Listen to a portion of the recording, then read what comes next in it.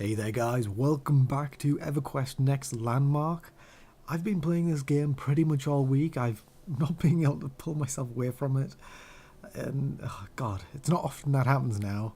I struggle to play games for long periods, but this game I've struggled to stay away from it. Essentially, I log out of the game, I go and do other things, and then I'll come up with some idea that I want to do and put into my build or something, and I instantly log back on for about 2 hours.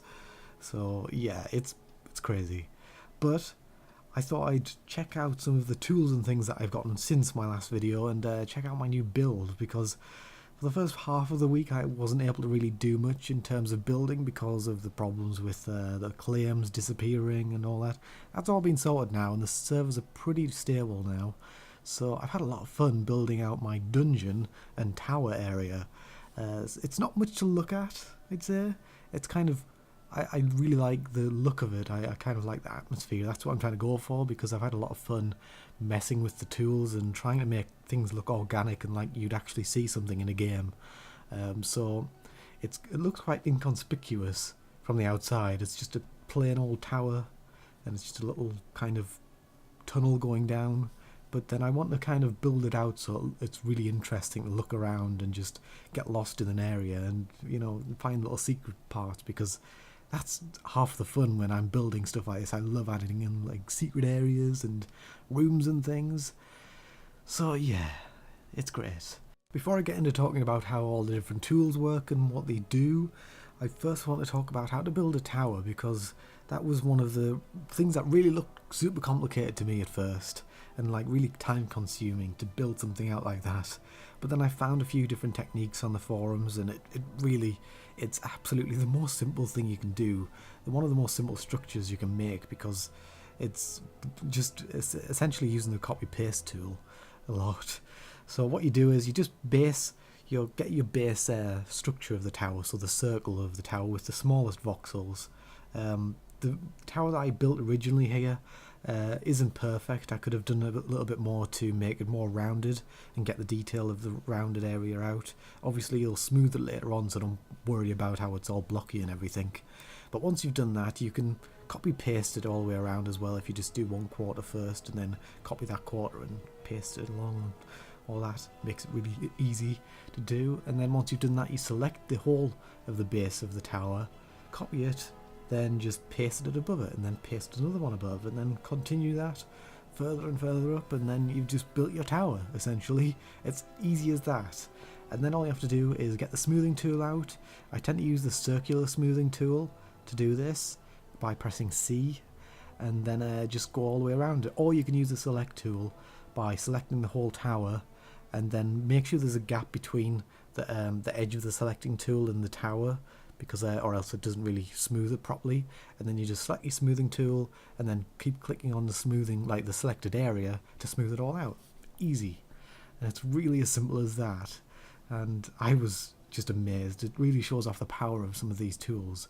In Minecraft or something like that, even though the towers were so much more basic, you'd spend ages just kind of climbing all the way up trying to block out all of these things. So yeah, it's really great.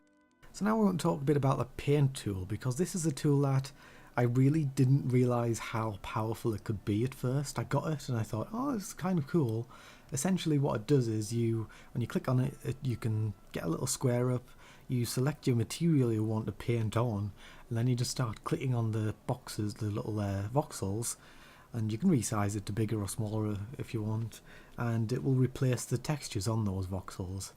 Now that's kind of cool and it's handy, because you replace the material altogether. It's not just painting the texture on, it's actually replacing one material for another, so you get the old material back as well.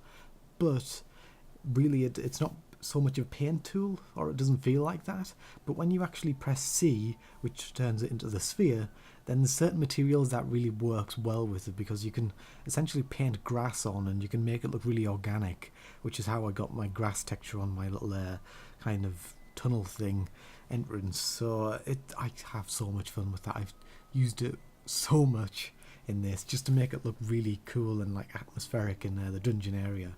So I absolutely love it. And another tip is to use the Alt key. So if you hold down Alt and you click on any kind of voxel in the area, just click on, like, say, grass voxel, then that's the material that will become your active material for all your tools. So then you can, so if you want to paint some grass onto a piece of stone, all you have to do is hit Alt, click on a bit of grass, and then click on your paint tool, and then start painting it on.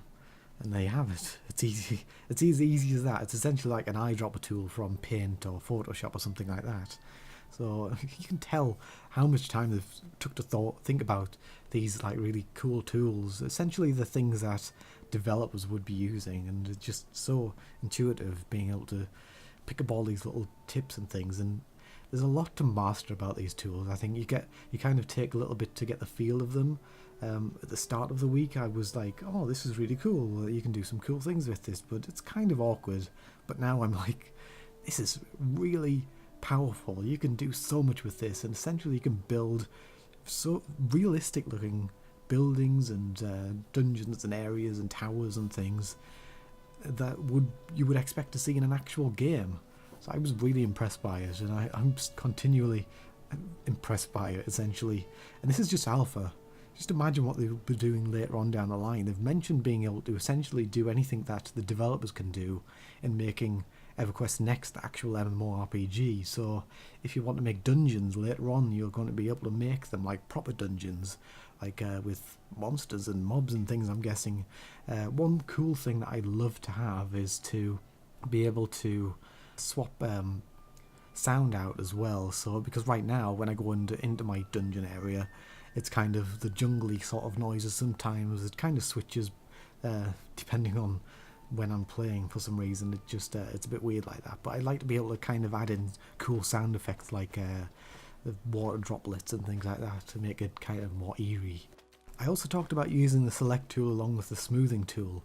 The select tool works with pretty much all the other tools, but the smoothing tool really works differently when you use it with the select tool, because you can get much more even sort of smoothing surfaces. So if you want to kind of a lamppost or something like that, where the bottom of it kind of looks more squared out, but then it goes into a more rounded pole, then doing that is really easy with the select tool once you get used to it. Just remember that you need to keep a gap of like empty air between the select tool and the actual thing you're smoothing out for it to work properly. If you just literally select the actual post or something with no room between the select and the post itself, the smoothing tool won't really do anything at all.